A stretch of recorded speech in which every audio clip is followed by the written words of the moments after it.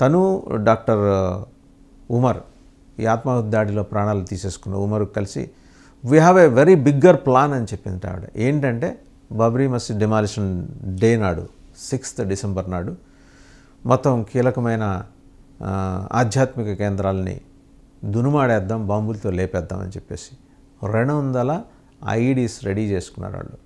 2900 పట్టుబడిన ఈ పేలుడు పదార్థాలు 200 ప్రాంతాల్లో 200 IEDs పెట్టి పేల్చేద్దాం, చాలా శక్తివంతమైనవి.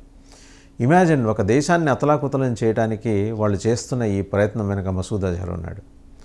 ఒంటి నిండా పుట్టెడు రోగాలతో ఇప్పటికే బాధపడుతున్న మసూద్ అజహర్కి చేయటానికి ఇంకొక మార్గం లేదు. ఉగ్రవాదం తప్పితే అతనికి తెలిసింది లేదు. అదే అతని జీవన విధానం.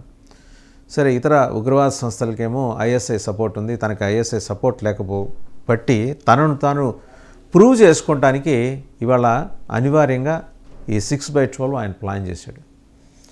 సో అతను మైండ్ సెట్ ఇప్పుడు మారుతుందా అంటే మారదు. 26/11 జరగకుండా కాపాడిందైతే నో డౌట్ ఇండియన్ ఏజెన్సీస్, మన IB కావచ్చు, ఇతర నిఘా వ్యవస్థలు కావచ్చు, NIA కావచ్చు, అండ్ 5 రాష్ట్రాల పోలీస్ యంత్రాంగాలు, వీళ్ళందరికీ కూడా ఈ దేశం రుణపడి ఉంటుంది.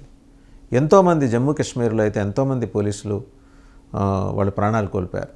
చాలామంది జమ్మూ కాశ్మీర్ పోలీస్ మీద ఒక అపప్రదేస్తుంటారు జనం తెలిసి తెలియకుండా. వాస్తవంగా వాళ్ళు చేస్తున్న సర్వీస్తో పోలిస్తే మనం వాటికి వెలగట్లేం.